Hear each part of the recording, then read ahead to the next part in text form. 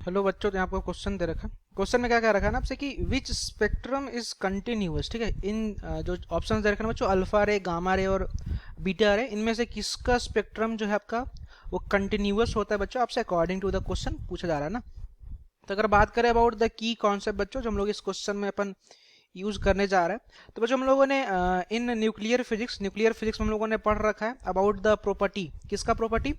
तो about the property of the alpha रे, gamma ray and beta रे का प्रॉपर्टी पढ़ रखा है ना। तो वही कॉन्सेप्ट को अपन यहाँ पे यूज कर रहे होंगे ना। तो द मेनली जो कॉन्सेप्ट होगा हमारा क्या होगा, वो होगा आपका प्रॉपर्टीज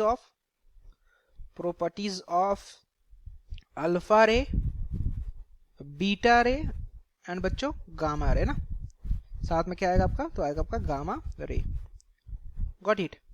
तो सबसे पहले अगर मैं अल्फा रे, बीटा रे, गामा रे के प्रॉपर्टीज पे अपन प्रोसीड करें, तो उससे पहले अगर मैं आपको हल्का सा शॉर्ट ब्रीफ दे दूं बच्चों कि अल्फा रे जब का अल्फा पार्टिकल होता है, बीटा पार्टिकल और जो गामा रेज होते हैं आपके, वो आपके एक्चुअली होते क्या हैं, उसके बारे में अपन पहले इंट्रोडक्शन लेते हैं। फिर उसके बाद अपन समझेंगे कि इसके प्रॉपर्टी में जो स्पेक्ट्रम वाला जो प्रॉपर्टी है वो क्या कह रहा होता है। ठीक है, तो बच्चों सबसे पहले अगर अपन बात करें ना अबाउट द अल्फा वाला जो रे है हमारा, ठीक है, तो बच्चों अल्फा रे जो होता है इसको अपन बोल रहे थे कि अल्फा रे जो होता है आपका ये जस्ट लाइक ऐसा होता है कि डबली आयनाइज्ड, ठीक है, डबली आयनाइज्ड हीलियम का न्यूक्लियस होता है। ओके, डबली आयोनाइज्ड हीलियम का बच्चों न्यूक्लियस होता है। ठीक है, हीलियम का न्यूक्लियस होता है। Got it. ये आपका क्या होता है, अल्फा रे के बारे में मैंने आपको बताया ना।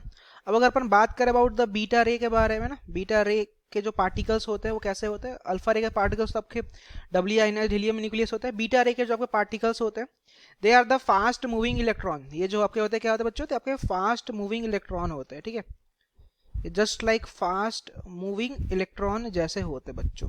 Got it. ठीक है, और तो और अगर अपन बात करें अबाउट द गामा रेज बच्चों की गामा रेज क्या हो रहे होते हैं, तो gamma rays is just like the electromagnetic wave. ठीक है, जो गामा रेज होते हैं आपके ना, उसको क्या बोलते हैं अपन, उसको बोलते हैं कि आपके होते इलेक्ट्रोमैग्नेटिक वेव होते हैं एक तरीके का। ठीक है, इलेक्ट्रोमैग्नेटिक वेव। ओके, और वी कैन ऑल्सो से कि ये कर क्या रहे होते हैं, ये इनका मतलब मेनली जो फॉर्म होता है कैसा होता है, तो ये बेसिकली रेडिएट एनर्जी को कर रहे होते हैं ना। ये बेसिकली एनर्जी को क्या कर रहे होते हैं, रेडिएट कर रहे होते हैं ना। तो आप ऐसा भी बोल सकते हो। अगर नेक्स्ट पॉइंट अगर मैं यहाँ पे मेंशन करूँ तो वी कैन से कि आपका गामा रे जो होता है आपका जस्ट एनर्जी को रेडिएट कर रहा होता है। ठीक है, तो ये आपका रेडिएट एनर्जी। ओके, आपका एनर्जी बच्चों रेडिएट कर रहा होता है। ठीक है, अब रही बात कि इसका स्पेक्ट्रम कैसे होता है, मैंने पहले आपको इनके बारे में सारा इंफॉर्मेशन दिया ना।